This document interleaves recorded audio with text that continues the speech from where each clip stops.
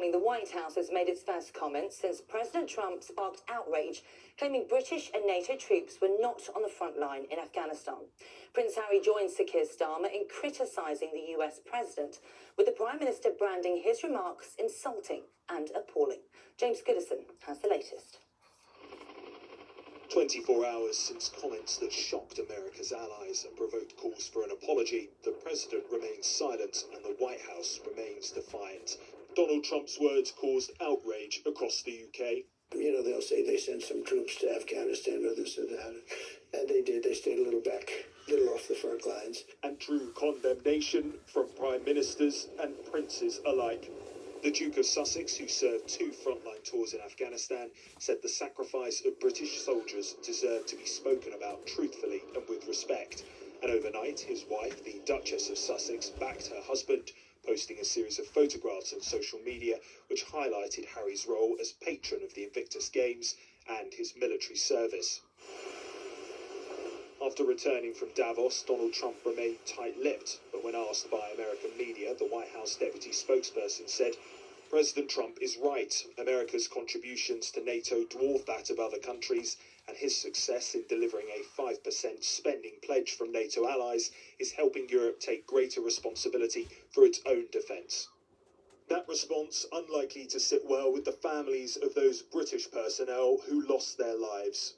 This man's took it right to the forefront that basically what he said is that every veteran, every soldier, that they're nothing.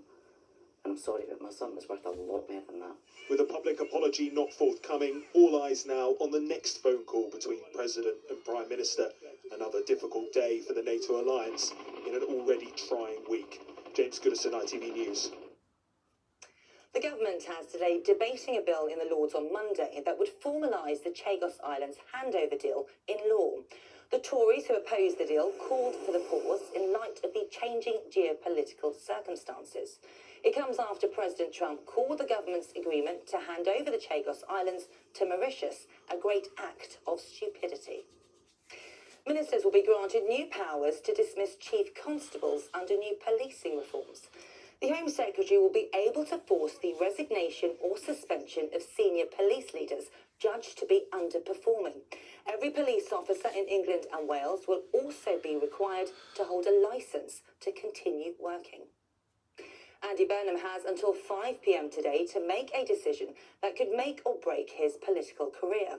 The Mayor of Greater Manchester is deciding whether to stand in the upcoming Gorton and Denton by-election as an MP that could lead to a future Labour leadership bid. People are being encouraged to take part in the Big Garden Birdwatch this weekend. Last year, more than 9 million birds were counted across more than 80 species. And last night's Traitors finale saw history made, a warning: look away or turn down the TV if you didn't see the show. You did it. Go on, cuddle each other. Contestants Rachel and Stephen made UK series history, becoming the first Traitors to win the reality game show together. And that is all for now. I'm back with an update at 12:30. Enjoy the rest of your morning. Bye-bye.